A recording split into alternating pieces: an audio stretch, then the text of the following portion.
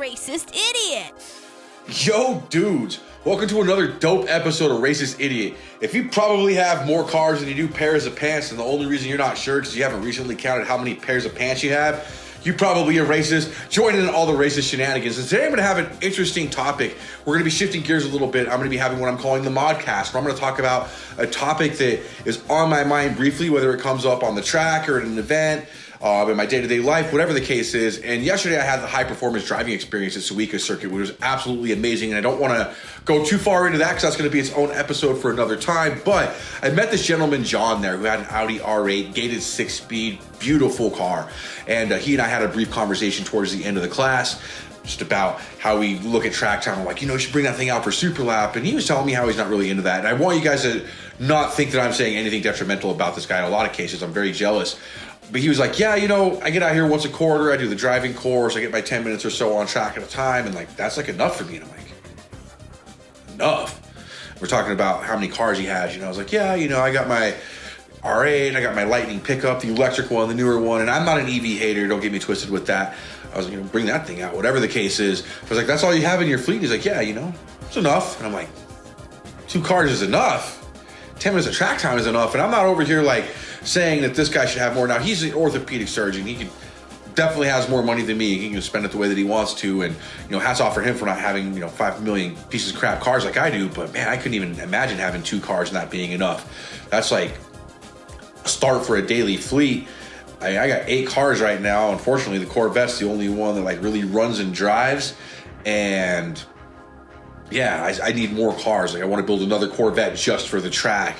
I have a million cars I'd like to build. Well, the 8 cars that I have, 7 of which I would like to build, and the 8th, obviously, here in the garage, I'd like to build even more.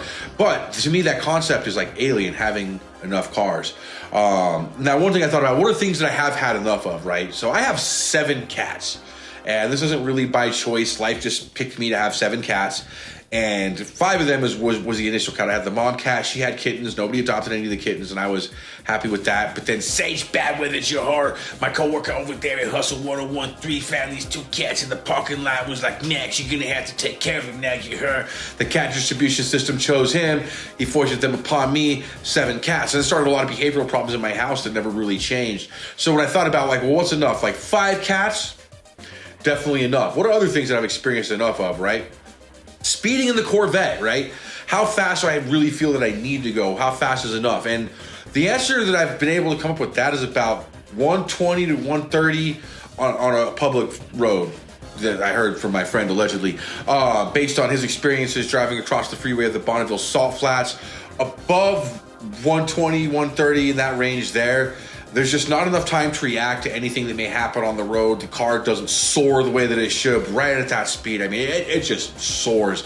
It feels amazing. It's getting good fuel economy. The steering and everything feels dialed in the way that it should. It feels like that's the cruising speed of the car, the way it's intended to be traveled at. But above that, it gets pretty crazy. So for sustained speed, I would say that 120, 130 is enough, And as far as how fast on the racetrack that goes, know how much is enough, but this is kind of one of those concepts that overall is pretty alien to me. Aside from those things, I'm not a person that generally gets enough of something until I'm stuffed to the gills with food, or back in my, alcohol or other things days where you're so messed up that you can't function anymore. I was all about that for a long time. I mean, I've been addicted to just about anything that's interesting. I mean, girls, video games, cars, cats. Hi, baby Tiger.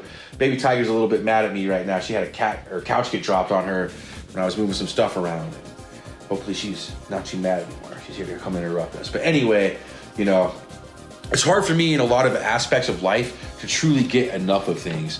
And when it comes down to track time, driving my car, not even close. I spent 23 days basically living out of my car on a camping trip this summer. A lot of my friends, family, those type of deep viewers already know this story, and I'm trying to figure out how to break it down effectively for YouTube. But yeah, 8,878 miles that I did in that trip, and it wasn't enough. The only reason I came home is I had bills to pay, rent to pay, stuff like that. I'm out of gas money.